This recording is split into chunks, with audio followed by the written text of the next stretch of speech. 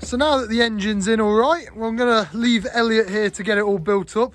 Hopefully it'll take you, what, about 45 minutes, you reckon? You can hope. You can hope. I'm sure you'll be fine. Yeah, she'll be fine. So we're going to back it down now. We haven't put all the panels in yet, so it makes it quite tricky to drive, because you don't have a hand throttle, so your revs dip right low.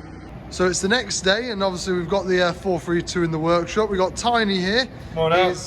He's painting the steering box at the front. Well, he's currently thinning it down before we give it a bit of a paint job.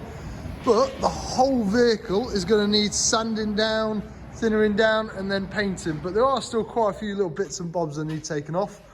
I think Elliot's just fitting some nuts and bolts in. Yeah, just fitting some bungs. We've had to take the heater out on this one, so it just blocks off the exhaust vents. And that's the heater that you can see that we've taken out, and just there where the holes would have been. But over here, we've got Mick. What are you doing? Morning, just repairing a rear mudguard. Looks like somebody had reversed into something, so it was a bit flat. So I just straightened it up, put it back together and refit it today. Obviously we've still got a bit of work. Most of the interior is here laid out, ready to go, all painted. Got its first coat on, another couple of coats of paint today, got them nice and shiny, looking new. Now, since the whole vehicle is not going to be sandblasted or anything, just going over it with a wire wheel and probably a needle gun in some bits, just to smooth off the paint so it looks absolutely lovely when it comes to the painting. Alright, so what we're doing is, because the vehicle's been in storage under tops and stuff, there's a little bit of moss and mildew on the top of the vehicle. So we're going along with the paint scrapers, scraping all that off the vehicle so that when we sand it down we don't waste too many sand pads, getting it all sorted. And then we can go around and sand it and make it all smooth, ready for paint. And the reason why we didn't wash it is because we left it the night, it was -5 degrees, and now everything is frozen, so... There was some, when I did the other side, there was a few big chunks of ice set down the top rail, so let's scrape them off. Yes, it's bloody cold. Yeah. Yeah, you can already see G's already rubbing down this side with some sandpaper. You can see it's beautifully smooth. So when we come to paint it, it won't look too bad at all. Now, you could sandblast it and get a smoother finish, but to be honest with you, the paint isn't too bad on this, so it's really not going to need it. It's going to look quite nice once we paint it anyway. Okay, just a couple of these lights aren't working, a bit furred up in there. So a bit of a strip down and a clean up. Check power supply. And hopefully get her going again. There's 1, 2, 3 lights not working. So I'd like to get them all working. So that's what we're going to do, get them sorted.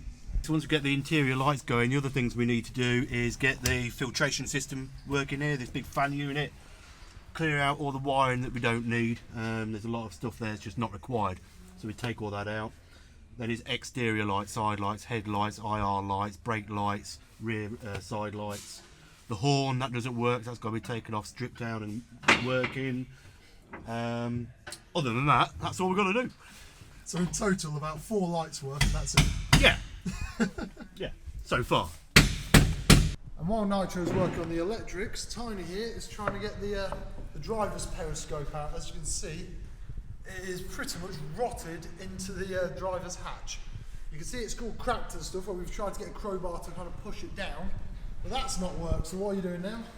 Trying to have a go at breaking the edges of it so that we can push it through into the vehicle, but it's proving a little bit of a pain in the ass.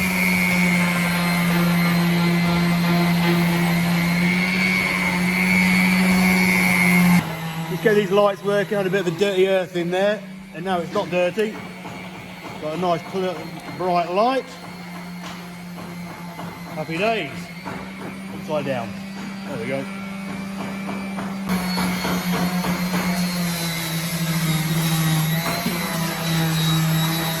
So now that's all done, he's just reattaching the light guard. And now you've just got to do the other side. Already done that side. Ah, even better.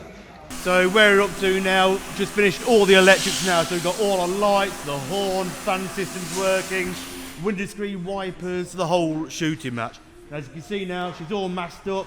Final preparation for spraying. Unfortunately, the weather's just gone mild, so it started to sweat the vehicle. But come tomorrow morning, we'll bang it with paint and hopefully get it finished.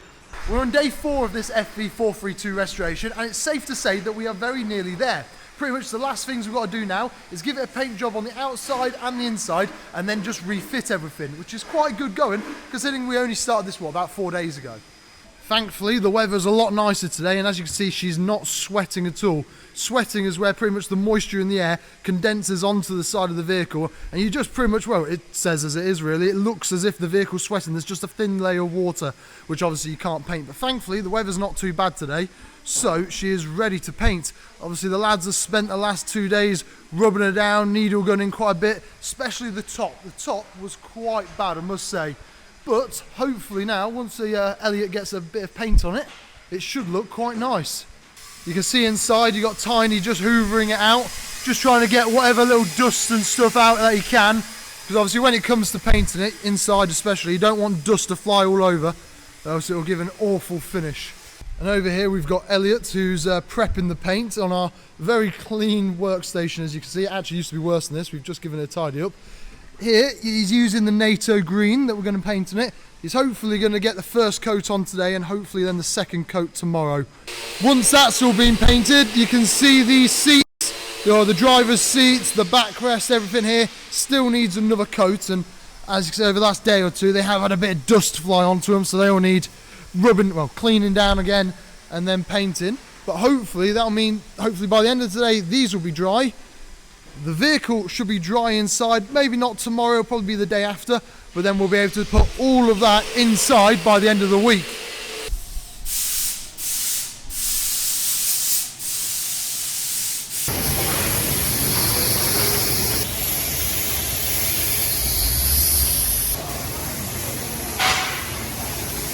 And here you can see he's already made a start.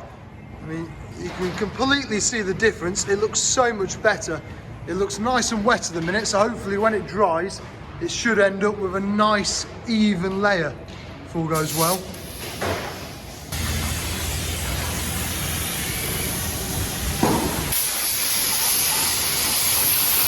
And now Elliot's on the most fun part of the job, painting. It's doing all the running gear. Which can be a bit of a pain, because once we move the vehicle, no doubt there will be 1 or 2 little bits he misses. No matter how hard you try, always seem to miss a little bit. Started on the inside. This bit can be a little bit more awkward, mainly because obviously it's a lot tighter in here, so it's a lot harder to see everything that you're doing. The outside now is pretty much completely done. There is a little bit here and there that is missed, and there is 1 or 2 little bits as well that might just need a bit more paint. You can just see there it's not well, you can see the kind of colour before's peeking through. But that's all right, because obviously we're going to need to do a second coat on it anyway, just to make sure we haven't missed any bits and make sure it's the paint's going to actually stay on and look quite nice. Now that all the paint's dried, the next day we've got the driver's seat in, the commander's seat's been slotted in, although we'll need a little bit of touching up with a bit of white. Of course, we've got the carpet in as well, because, well, now that we've painted the floors, we really do not want to get that caked in mud. Now, you can see we are going to have to go around with a bit of thinners just to clean all this stuff up, and then a bit of white paint as well, again, just to make it all kind of pop, I guess you could say, make it all look a little bit nicer. This part up here still needs sanding down and repainting. We're not going to replace the fabric piece here just because, well, we haven't really got any spare pieces that would fit it. So instead we're going to rub it all down, paint it white. Here we've got the passenger seats that are going to go along the sides, just here and along here as well. As I say, they've already been painted, and now Mick's going to refit them in. Is it going well? Yeah, it's going on.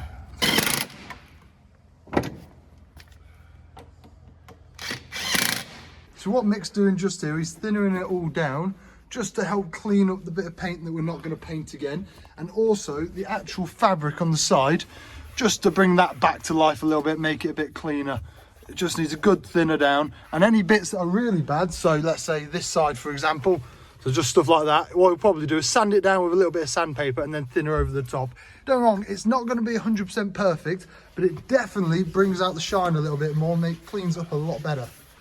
The reason we have to do it like this is because we've only got very limited spares of this material, mainly because you just can't find it anymore. So if anyone has any in stock or knows of anything very similar, please do comment down below, because we're always looking to buy something like it. You see how much this cleans up with a little bit of thinners and a bit of elbow grease.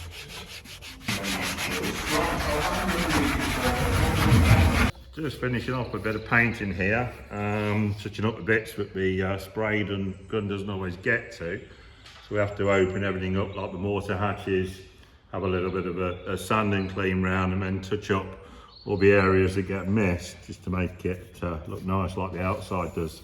As you can see on this side's still to do, so it's had a bit of a sand over.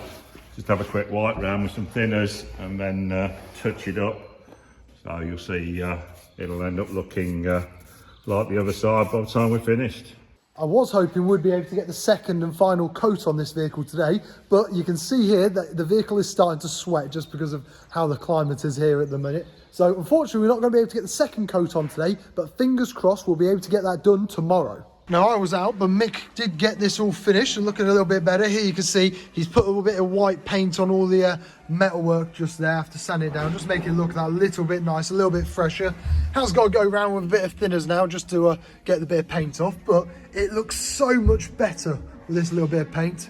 So we're now on day 5 of the official 432 restoration, and got Elliot's just prepping the paint ready for the second coat of paint.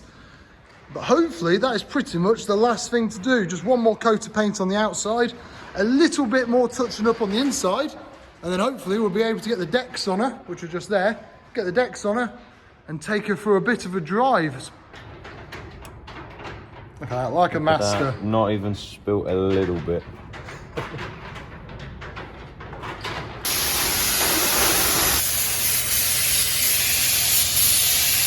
There you can see she's had another coat of paint on the inside, so I won't get in there because it would be very sticky.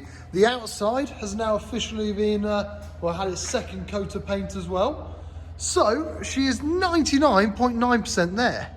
All that's left to do now is put a bit of grease around all the hatches just so the paint doesn't stick onto the rubber. You can see all the masking tape's been taken off, but I must say she is looking absolutely beautiful. Obviously top decks are still to go on, and then we're going to give her a bit of a test run, take her out, drive her around and make sure everything's all hunky-dory. It's always great seeing vehicles like this coming back to life. Now don't get me wrong, it wasn't the hardest of restorations, mainly because thankfully we didn't actually have to do too much to the running gear because it was already in very good condition. And I think overall it's taken us about 5 days to get it looking like this from what it looked like before. And of those 5 days, probably about 1.5 of them especially was mainly just waiting for the paint to dry and for the condensation to stop. Now don't get me wrong, there is a few more things we could possibly do if we wanted to get it looking absolutely mint, as if it came out of the factory, but to be honest with you, for what we've done here, I think it's quite good, and it's good enough especially for us. Obviously, we're not the factory that made these things originally, so we're never going to get them factory fresh. So although we've already checked all the oils, we're just going to check them once more again before we start it up, make sure the batteries are connected, and now hopefully it's time to get her moving. Now one thing, I was just checking the paperwork before we took it up there just to make sure we did everything, and there is one thing that we seem to have forgotten, and that's just greasing up all the grease nipples around the running gear. We're going to quickly do that, then we're going to take it up top.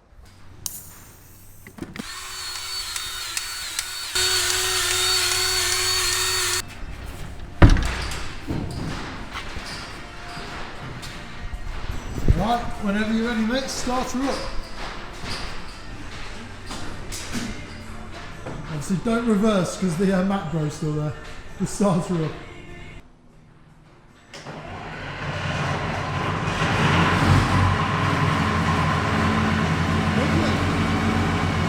So he's going to leave it running up for a moment while we take the decks round, then we're going to reverse her out, put the decks on top, and then take her for a bit of a drive, and hopefully everything's all good.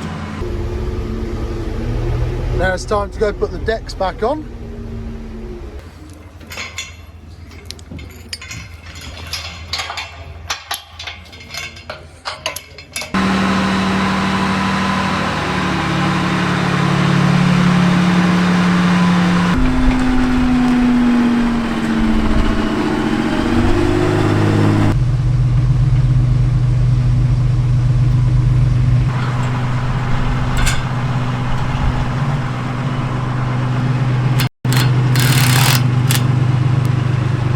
Right, now that's all done, let's take it for a bit of a drive.